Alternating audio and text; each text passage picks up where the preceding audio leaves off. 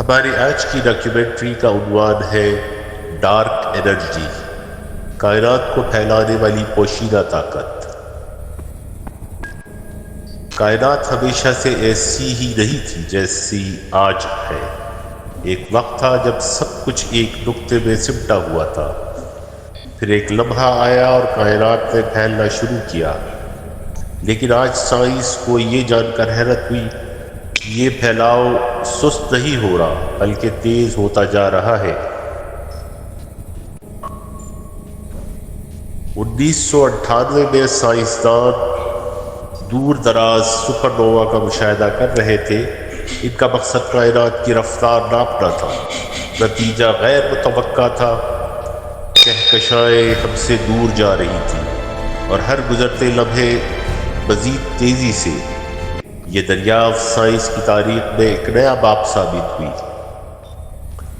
سائنسدانوں نے اس پوشیدہ طاقت کو ایک نام دیا، ڈارک انرجی۔ یہ نہ دکھائی دیتی ہے نہ ناپی جا سکتی ہے، مگر اس کے اثرات پوری کائنات پر حاوی ہے۔ یہی طاقت کہکشاؤں کو ایک دوسرے سے دور دھکیل رہی ہے۔ ڈاکیومنٹری میں آگے بڑھنے سے پہلے اگر آپ چینل پہ نئے ہیں تو چینل کو سبسکرائب کریں، لائک کریں اور کمنٹس کرنا نہ بھولیں۔ حیرت انگیز حقیقت یہ ہے کہ ڈارک انرجی کائنات کا تقریباً 70% حصہ ہے۔ یعنی جو کچھ ہم دیکھتے ہیں، ستارے، سیارے، زمین، وہ سب ایک اقلیت ہے۔ کائنات کا بیشتر حصہ ایسی حقیقتوں پر مشتمل ہے جنہیں ہم سمجھ ہی نہیں پائے۔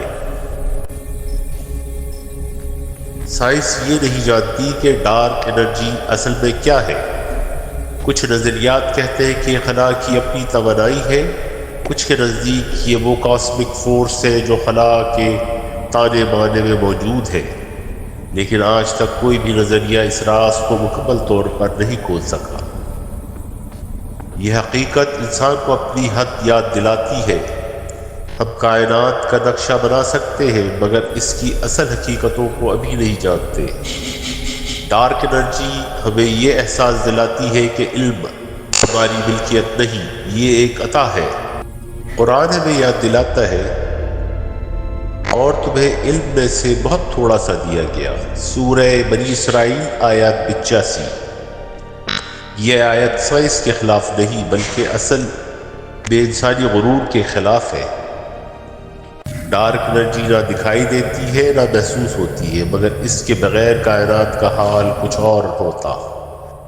یہ ہمیں سوچنے پہ مجبور کرتی ہے کہ جب نظر نہ آنے والی طاقتیں کائنات کو چلا رہی ہو تو کیا یہ سب بے مقصد ہو سکتا ہے؟ سائنس ہمیں کائنات کی وسعت دکھاتی ہے اور سوچ ہمیں اس کے معنی تک لے جاتی ہے۔ لیکن یہ پھیلاؤ عام نہیں، یہ رفتار وقت کے ساتھ تیز ہوتی جا رہی ہے۔ ایک ایسی پوشیدہ طاقت جو نظر نہیں آتی، جسے ہم چھو نہیں سکتے، مگر جو کائنات کے مستقبل کو تشکیل دے رہی ہے۔ سائنس اسی طاقت کو ڈارک انرجی کہتی ہے۔ یہی طاقت کہکشاؤں کو ایک دوسرے سے دور دھکیل رہی ہے اور ہمیں یہ احساس دلا رہی ہے کہ کائنات ہماری سمجھ سے کہیں زیادہ وسیع اور گہری ہے۔